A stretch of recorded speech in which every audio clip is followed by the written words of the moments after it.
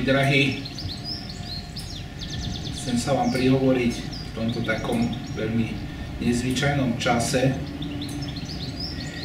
a to je ten, že túto nedeľu máme taký výnimočný sviatok Turice alebo slávnosť zoslania Ducha Svätého.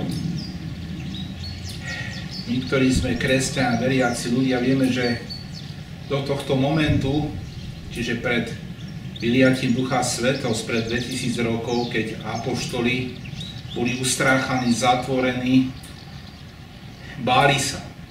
Ale ako náhle Duch Svätý spočil nad nimi, a to je zobrazené častokrát v tých stredovekých malbách takým plamienkom nad hlavou, z týchto bojkov, rybárov, jednoduchých ľudí sa stávajú veľmi odvážni ľudia, ktorí sa neboja, okrem svätého Jána, ako udáva tradícia, preliať vlastnú krv za Ježiša.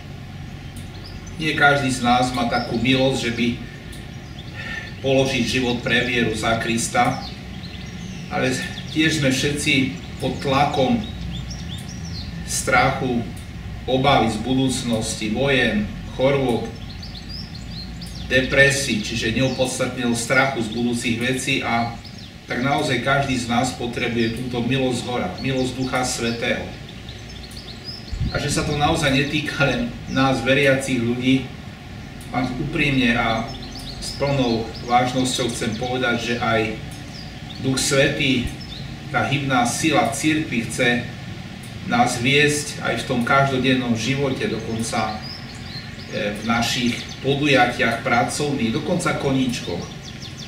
Keď vzývate Ducha Svätého, prídete na také naozaj možnože zjednodušenia, dokonca to, čo ste sa trápili niekedy mesiacmi, rokmi, zrazu vám príde nejaké svetlo, a to je tá moc Ducha Svätého, že viete, ako to spraviť.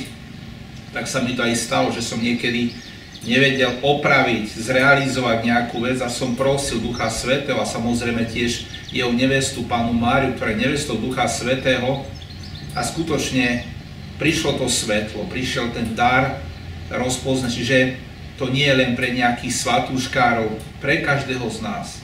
Chceš byť úspešný, ale buď pokorný. V tej Duch Svätý je pri tebe, lebo pokora je magnet. Preto Panna Mária je plnou milosti, kecharitomén, ako ju nazývame, lebo veľmi pokorná, ponížená.